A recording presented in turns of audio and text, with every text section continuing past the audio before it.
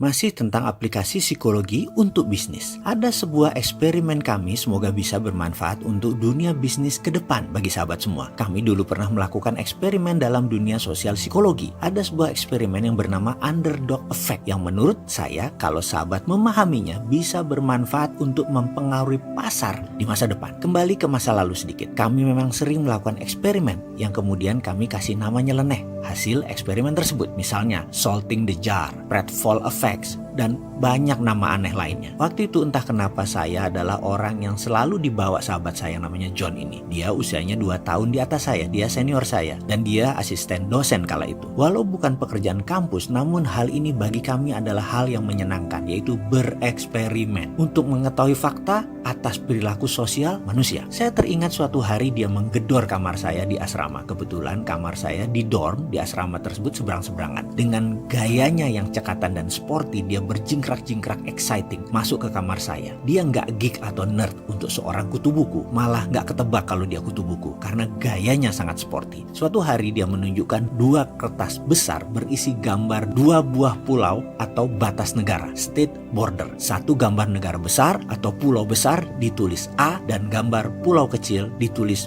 B pada gambar tersebut. Gambar tersebut diletakkan bersebelahan. Lalu dia bawa gambar satu lagi. 1 gambarnya hanya sekarang pulau yang besar ditulis B, pulau yang kecil ditulis A. Oke, dia berkata, "You bring this to student center dan bertanya kepada sebanyak mungkin orang yang lewat." Saya diperintahkan membawa salah satu gambar dibawa ke tempat mahasiswa yang banyak ngumpul, yaitu di student center dekat perpustakaan dan kantin. Then what? Saya sudah hafal sebenarnya dia mau apa, tapi saya butuh kali ini adalah penjelasan dia mau apa, sehingga saya tahu apa yang saya akan tanyakan kepada responden yang lewat. Dia hanya berkata, "Just tell everyone these 2 countries are going to war and you ask them which country according to their feeling will gonna win or which country that might win atau punya peluang menang." Saya tanya lagi, "That's about it?" "Yes," katanya. "Oke, gampang," kata saya dalam hati. Kalau hanya menanyakan kepada responden mana 2 negara tersebut kalau berperang antara negara A dan negara B, siapa menurut mereka yang akan menang. Oke, gampang. Kemudian saya bawa 1 kertas beserta papan dan saya tempel tulisan tadi. Saya membawa gambar A negara besar, B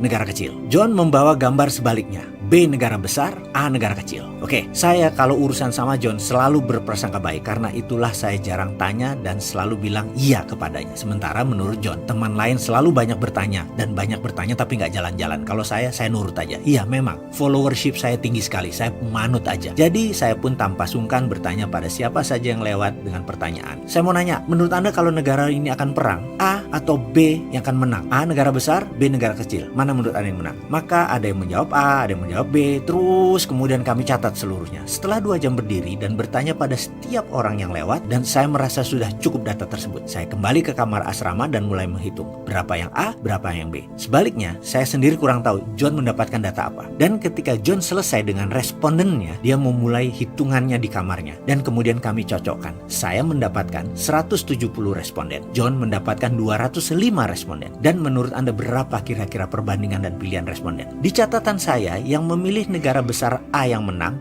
40, B yang kecil menang 130, alias kurang lebih 25% menang A, 75% menang B negara kecil. Dan di laporan John sama juga, ternyata 71% yang menang A negara yang kecil, 29 yang menang B negara besar. Perlu diingat, gambar John negara B adalah yang besar, negara A adalah negara yang kecil. Kebalikan. Kesimpulan, nama A dan B tidak pengaruh. Yang mereka lihat adalah ukuran gambar negara tersebut, dan 70% memenangkan negara yang ukurannya kecil. Inilah yang disebut underdog effect oleh si John. Manusia kebanyakan akan memilih yang kecil atau terlihat lemah. Manusia cenderung memilih yang underdog karena bisa atau merasakan seakan-akan mewakili diri mereka. Kaum lemah, kaum tertindas, dan mengalahkan yang lebih besar akan mendapatkan nilai kemenangan yang lebih seru, lebih semangat, dan berbagai alasan pemuas kejiwaan lainnya. Cobalah di posisi Anda netral dan ada sebuah pertandingan sepak bola, katakanlah Piala Dunia. Statistik menunjukkan bahwa pilihan Anda kemudian dalam hati akan jatuh kepada negara atau pemain yang underdog karena menaklukkan raksasa, membalikkan keadaan adalah hal yang nikmat. Sejarah David and Goliath sudah membuktikan bahwa dalam subsistem manusia sudah lama bahwa Daud akan menang. Jadi saya ingat perkataan John, seberapa sering sih seseorang membuka cerita dengan saya dulu orang susah sebelum sukses seperti sekarang. Cerita itu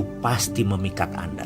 Atau berapa dari kita yang senang membaca cerita tentang dulunya dia susah, miskin, sekarang sukses. Dan ini menjadi minat banyak orang. Anak singkongnya Khairul Tanjung, anak petaninya Soeharto, drop out schoolnya Steve Jobs, Apple, dan Bill Gates, nggak sekolahnya Richard Branson, dan lain sebagainya. Sangat memikat karena underdog effect. Lihatlah cerita sinetron, anak tukang sayur, pembantu, susah, jadi sukses. Cerita underdog ini menjadi teknik pemikat otak manusia. Secara sadar, cerita tersebut mengendalikan pikiran penonton. Bayangkan, cuma di sinetron supir bisa dijadiin gebetan. Di dunia nyata gebetan yang dijadiin supir. Tapi yang mengemari menonton acara ini ya banyak. Yang sopir dijadiin gebetan itu banyak fansnya. Baik sahabat, mudah-mudahan informasi singkat ini bisa sedikit memahami underdog effect. Dan saya yakin hal ini bisa membuat Anda tahu strategi jualan apa yang bakal laris ke depannya. Selamat mencoba.